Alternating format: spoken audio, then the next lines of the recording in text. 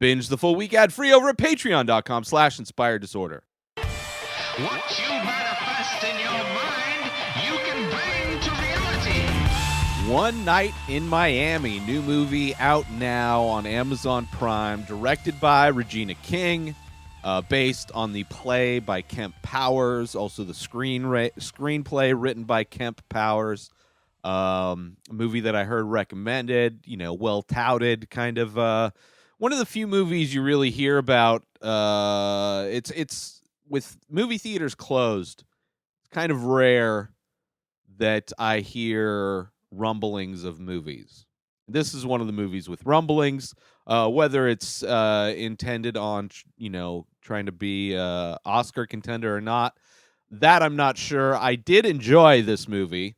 It starts off a little rough. It's I would say a fictional biopic in some ways, but more about the larger point, the larger picture of what's going on culturally during the times of these characters.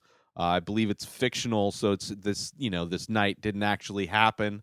But like it's in a weird way this new trend I've in storytelling, it seems, that similar to what Tarantino's been doing for his last few films, where he tweaks history. Then you had the limited series on Netflix, Hollywood, which tweaks history in a way. I believe this is doing a very similar thing, kind of showing what would have happened if kind of a situation. But it's also, specifically to this film, it's a very interesting way to tell this story. Not really tell the story about these people, but tell the story about what the transition of what happened culturally, and just the reality that was happening in this time in the 60s of cultural revolution, of equal rights, and which a lot of things very, very poignant and very sadly still plague us to today. I think it's been a very slow change, and a lot has yet to be done. But I think the fact that it uses these popular characters in Black culture, specifically Malcolm X, Muhammad Ali, Jim Brown, and Sam Cooke, very popular figures from different cultural avenues, knowing their backstory and kind of knowing that they all kind of had a transition in their lives and in their careers where becoming more outspoken for change was kind of a big aspect of it.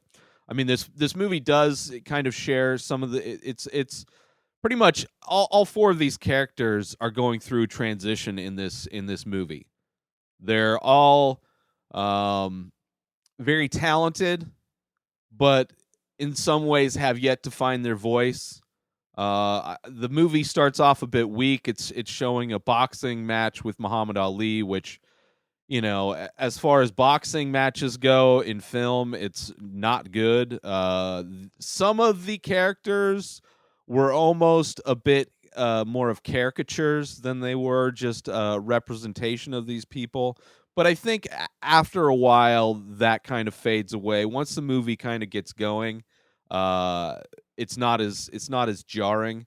But the opening scene, it's like showing, Muhammad Ali boxing or whatever, and it's like it's pre Muhammad Ali, it's Cassius Clay time. It's showing Sam Cooke where he was singing, trying to be somebody else with his music.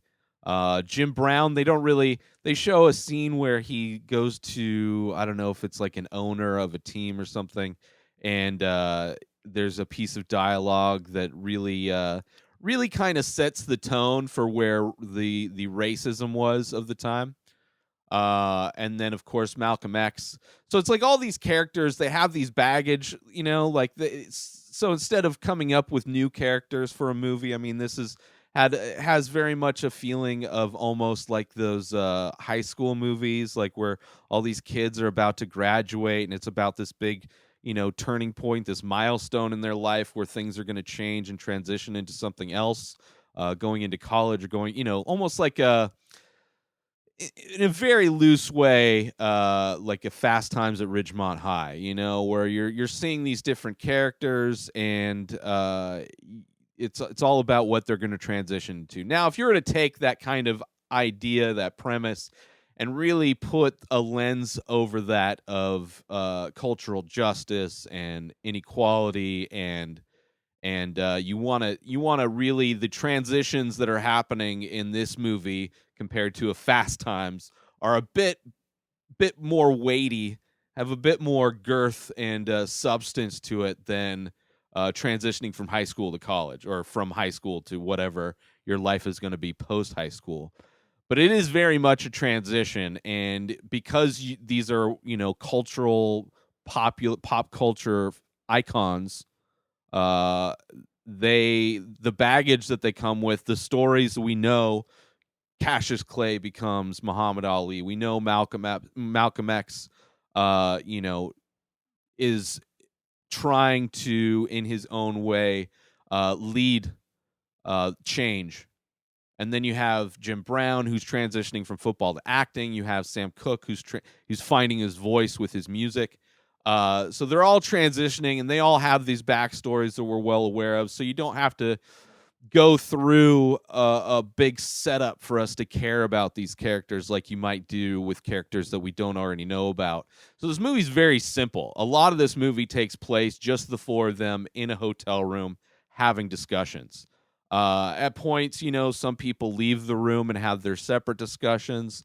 And in the beginning of the film, it's a bit of setup for the characters, but a lot of this movie is these four men having discussions in the hotel room, which I think is the best part of this film. And you can really tell, because it is so much of just a conversation, that the movie was taken from a play.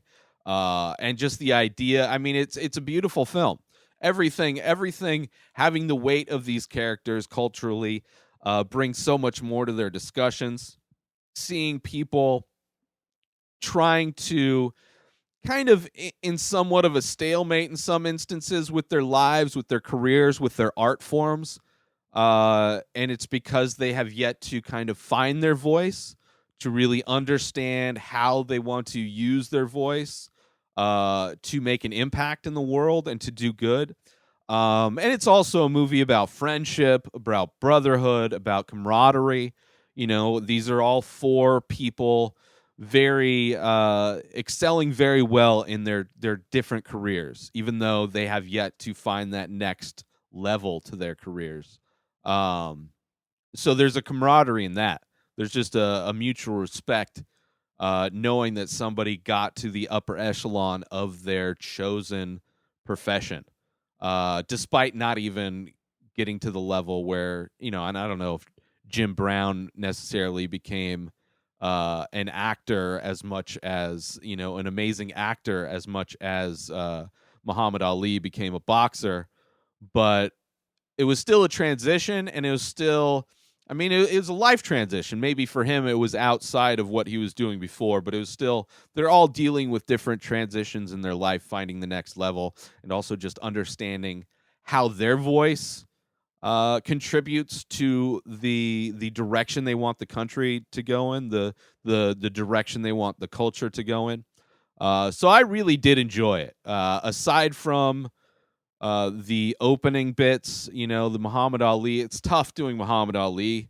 He has such a unique voice and kind of way about him, in reality, that he's almost a cartoon character. So having an actor try to portray him, kind of tough.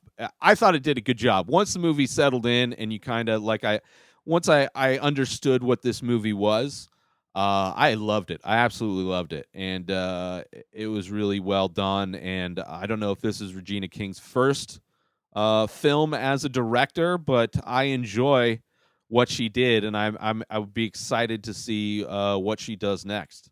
Absolutely. So if you have Amazon Prime, check it out. One Night in Miami. If you don't have Prime, use my link, inspireddisorder.com/Prime, get 30 days free. But if you don't, or if you already have it, go check it out. I highly recommend it. It's a great movie. Just a super interesting premise. Very powerful, I would say, as well. Well made, very simple, but very the minimalism and the simplicity of the film really lends itself to the weight of these characters and the weight of the baggage that these characters bring to this story.